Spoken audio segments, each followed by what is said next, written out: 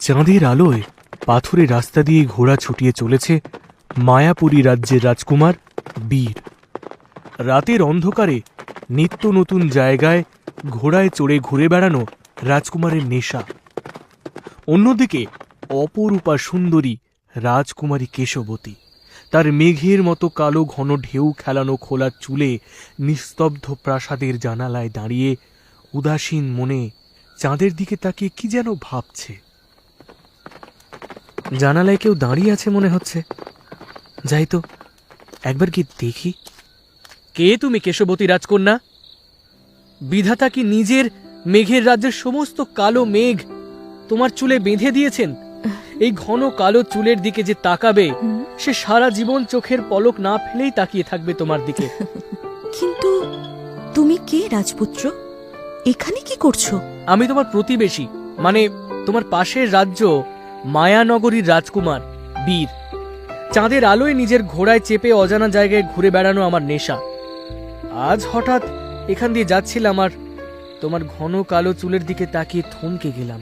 ও, বুঝেছি, তুমি এই এলাকায় নতুন, তাই এই এলাকা সম্বন্ধে কিচ্ছু না জেনেই রাতের বেলায় এদিকে আসার ভুল করে ফেলেছ। এবার যাও যাও, প্রহরীরা আসার আগে তাড়াতাড়ি এখান থেকে পালিয়ে যাও। কিন্তু তোমার নাম পরিচয় কিছুই তো জানলাম না। তোমার সম্বন্ধে জানতে চাই, পরিচিত হতে চাই। সে অন্যদিন হবে খন, আজ আর আমার হাতে সময় নেই কুমার। প্রহরীরা যে কোনো সময় এলো বলে তুমি বরং কাল মধ্যরাতে এসো, কেমন? তখন প্রহরীরা মায়া খেলা খেলতে চলে যায়, তখন কথা বলা যাবে। আচ্ছা, আমি কাল আসব। তারপর রাজকুমার বীর ঘোড়ায় চেপে ফিরে গেল।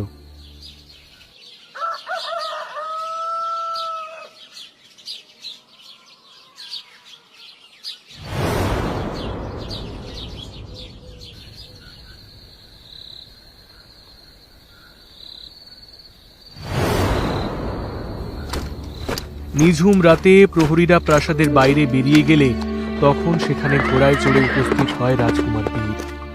রাজকুমার বীর ফাঁকা জানালার দিকে তাকিয়ে কিছুক্ষণ উকি ঝুঁকি দিয়ে বলল, রাজকন্যা, ও রাজকন্যা! চুপ করো রাজকুমার, আস্তে আস্তে কথা বলো, কেউ শুনে ফেলবে। তুমি অত উঁচু জানালায় আর আমি মাটিতে, তাহলে তো জোরে জোরেই কথা বলতে হবে, তাই না রাজকুমারী? কিন্তু তাহলে তো প্রহরীরা চলে আসবে। উপায় দুটো, এক তুমি নিচে এসো, নয়তো আমি ওপরে আসছি। রাজকন্যা, আমি কি করে নিচে আসবো? তাহলে আমি ওপরে আসছি, দাঁড়াও।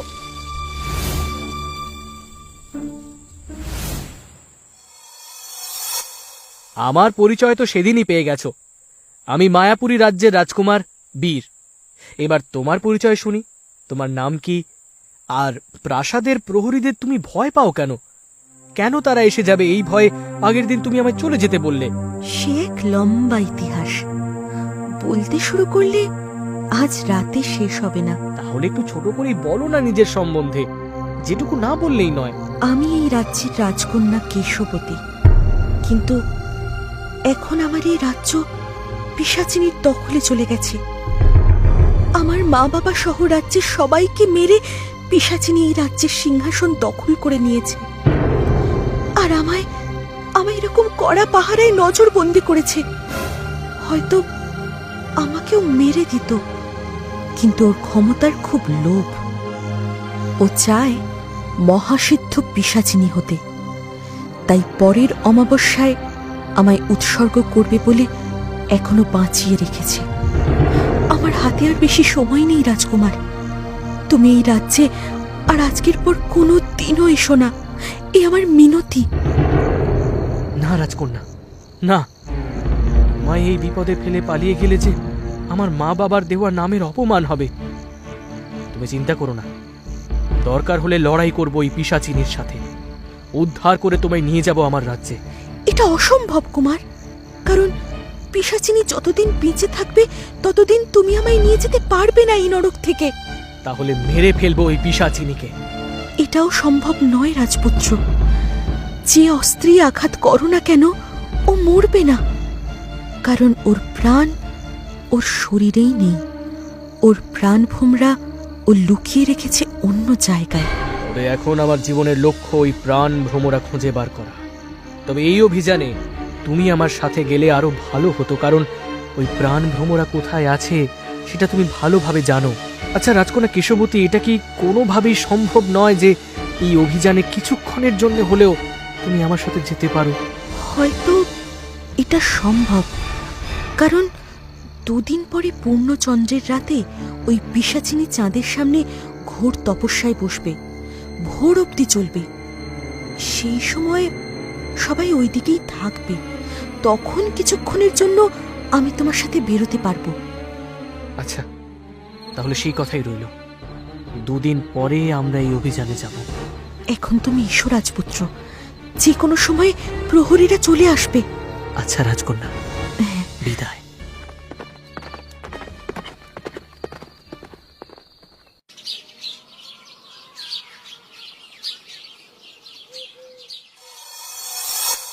এই মেয়ে, তুই এই জানলার সামনে বসে কার কথা ভাবছিস? আমার মতো বন্দি আর কি স্বপ্ন দেখবে বলো তো? হ্যাঁ, দেখি শোনা, মনে মনে আশাও করিস না এই মৃত্যুপুরীতে কেউ তোকে বাঁচাতে আসবে। এত অহংকার ভালো নয়, কিন্তু বলা যায় না ঘোড়ায় চড়ে কোনো রাজপুত্র সত্যি সত্যি চলে এলো আমায় উদ্ধার করতে। এই মেয়ে, তোকে বলেছি না জানলার ধারে যাবি না। ওই একটা জায়গাতেই তো আমি এসে একটু নিঃশ্বাস নিতে পারি, আর আমি যদি নিঃশ্বাস না নিতে পেরে মরে যাই তাহলে কিন্তু ক্ষতি তোমারই, আমার না। আমার ক্ষতি মানে? হ্যাঁ, যদি আমি মরে যাই তাহলে তোমার আমাকে উৎসর্গ করাও হবে না, আর মহাপিশাচিনী হওয়ার তোমার যে স্বপ্ন সেটা স্বপ্নই থেকে যাবে। শুনেছ মেয়ের কি চ্যাটাং চ্যাটাং কথা? বলি মুখে এত বুলি ফুটলো কি করে? হাতে তো আর মাত্র কদিন। শোন, আজ পূর্ণচন্দ্রের রাত, আমি ঘোর তপস্যায় ব্যস্ত থাকবো, প্রহরীরাও ওইদিকে থাকবে। তুই কিন্তু চাঁদ ওঠার আগে আগেই ঘরের দরজা জানলা বন্ধ করে শুয়ে পড়বি, কোনো চালাকি করার চেষ্টা করবি না। চালাকি? চালাকি যদি পারতাম তাহলে কি আর এত বছর তোমার হাতে বন্দি হয়ে পড়ে থাকতাম? কবেই চালাকি করে পালিয়ে যেতাম। আমি জানি তোমার জাদু ক্ষমতাকে আমি কিছুতেই টেক্কা দিতে পারবো না, তাই হার স্বীকার করে এই একটা ঘরে নিজেকে বন্দি করে রেখেছি। ভালো ভালো, তুই যে আমার ক্ষমতা সম্পর্কে অবগত সেটা শুনেই বেশ ভালো লাগছে।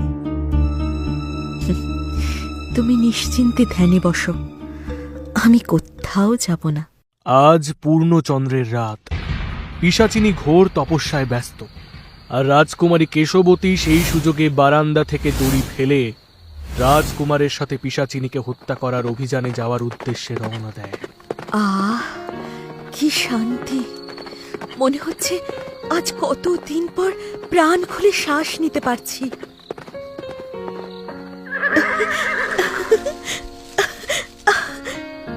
রাজপুত্র, তোমায় অশেষ ধন্যবাদ।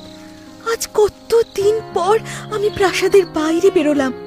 একটানা ঘরবন্দি থাকতে থাকতে আমি কিরকম যেন হয়ে গিয়েছিলাম।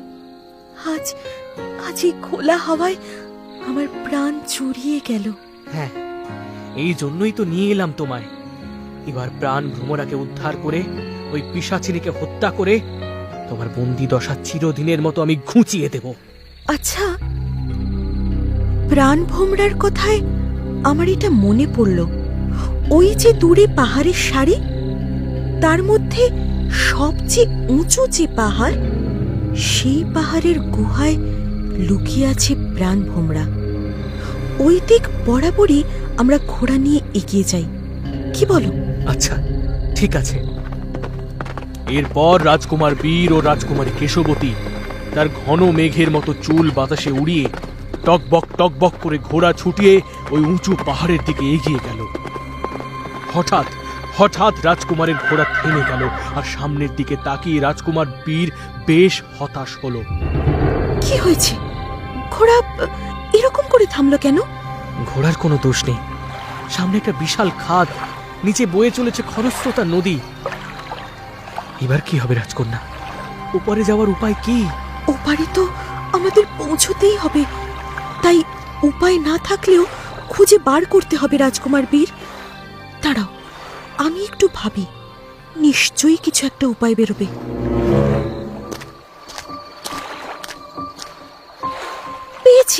পেয়েছি রাজকুমার, একটা উপায় পেয়েছি ওপারে পৌঁছানোর। কি সেই উপায়? ওই যে দূরে ওপারে একটা গাছ দেখতে পাচ্ছ? হ্যাঁ, পাচ্ছি।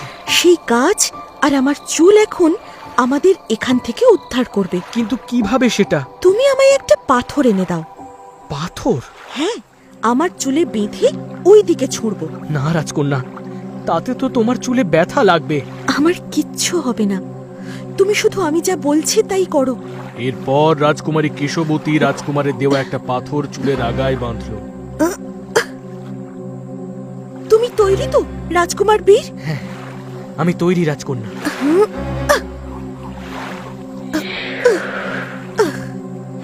রাজকুমারী কেশবতী পাথর বাঁধা চুলটা ছুঁড়ে মারল ওপারে খাদের দিকে। রাজকুমারীর পাথর নিশানা মতো লাগলো। পাথরটা গিয়ে গাছের গুঁড়িতে প্যাঁচ লাগলো। তারপর দুজনে দড়ির মতো ঝুলে ঝুলে ওপারে পৌঁছল। তুমি ঠিক আছো তো রাজকন্যা? চুলে বেশি ব্যথা লাগেনি তো? হ্যাঁ, আমি ঠিক আছি রাজপুত্র। এবার চলো, পাহাড়ের গুহার দিকে অনেক পথ বাকি। হ্যাঁ, আর আমাদের কাছে এখন ঘোড়াও নেই, তাই পায়ের ভরসাতেই যেতে হবে।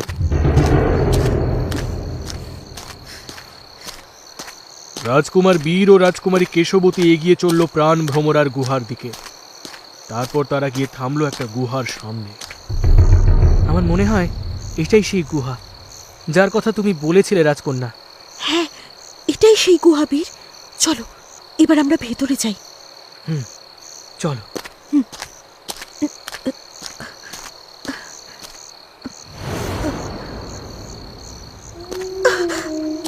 কত কঙ্কাল! বীর, আমার ভয় করছে।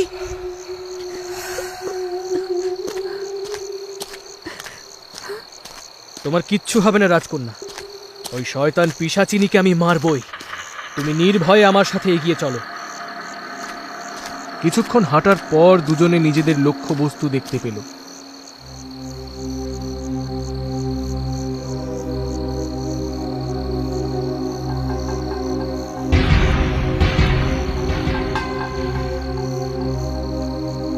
ওই তো রাজকুমারী কেশবতী, দেখো, ওই তো প্রাণ ভ্রমরা। তার মানে আমরা আমাদের অভিযানে সফল হয়েছি। হ্যাঁ, ওটাই প্রাণ ভোমরা। কিন্তু রাজপুত্র, পরীক্ষা এখনো শেষ হয়নি। আমি নিশ্চিত পিশাচিনী এখানে নিশ্চয়ই কিছু মায়া জাল বিছিয়ে রেখেছে, যাতে কেউ এই প্রাণ ভোমরায় হাত না দিতে পারে। না রাজকন্যা, তুমি এত চিন্তা করো না। আমি এক্ষুনি গিয়ে ওই প্রাণ ভ্রমরাকে হাতে নিচ্ছি।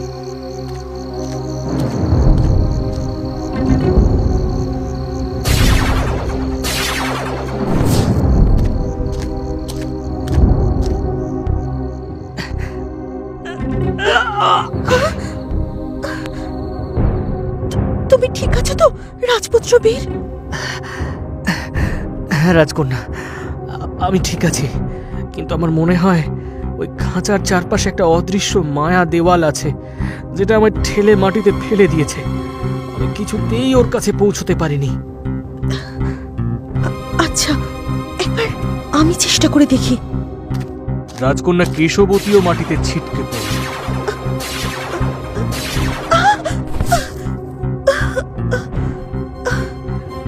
ও মা গো! রাজকন্যা, ঠিক আছে তো? আমরা দুজনেই ব্যর্থ হয়ে ফিরে এলাম। এবার আমাদের প্রাণ ভ্রমরা পেতে সাহায্য করবে কে? জাদুকর জ্যাকলিন একমাত্র আমাদের সাহায্য করতে পারে। সে কে?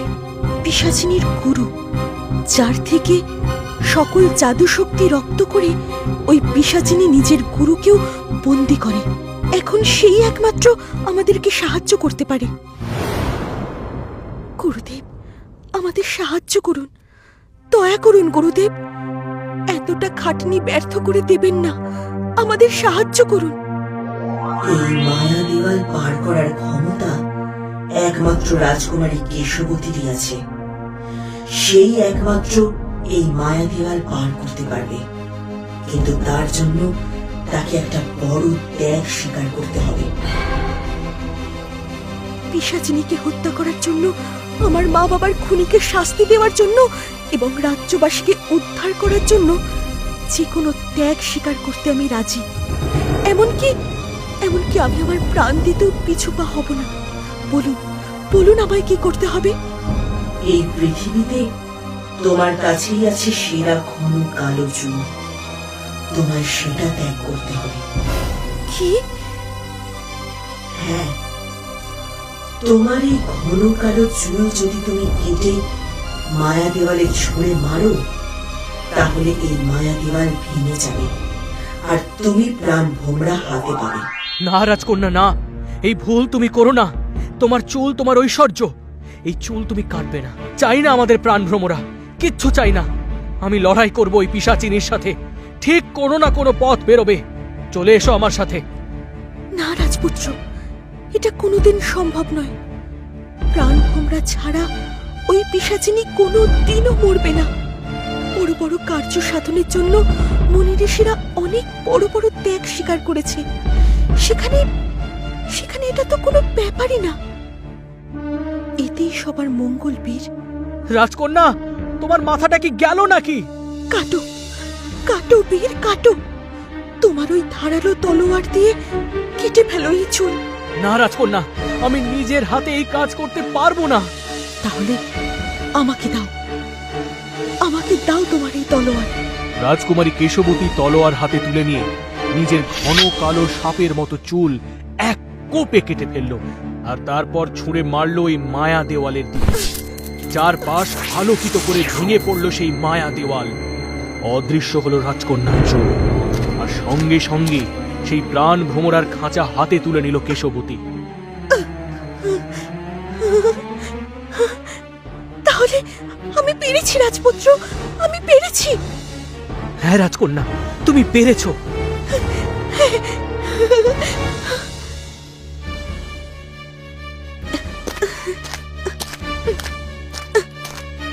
সর্বনাশ রাজপুত্র, সকাল হয়ে গেছে। পিশাচিনী নিশ্চয়ই এতক্ষণে সব বুঝে ফেলেছে। তাতে কি হয়েছে রাজকুমারী? তুমি ভুলে যেও না, ওর প্রাণ ভ্রমরা এখন আমাদের হাতে। যখন তখন ওকে মেরে ফেলতে পারি আমরা।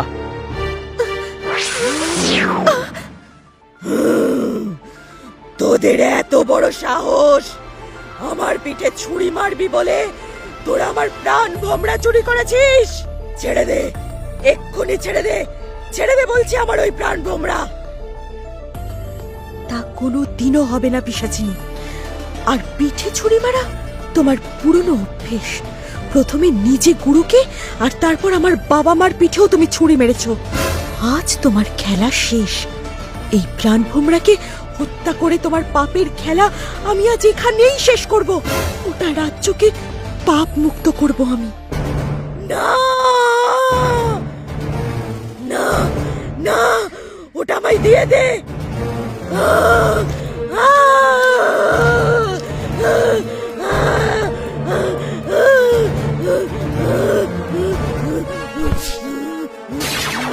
পেরেছো রাজকন্যা, তুমি পেরেছো সবার বদলা নিতে।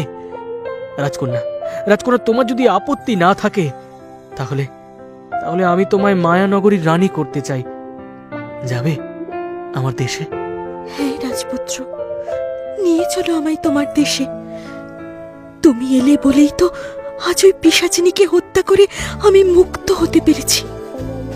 তোমার সাথে থাকতে পারা আমার সৌভাগ্য রাজপুত্র।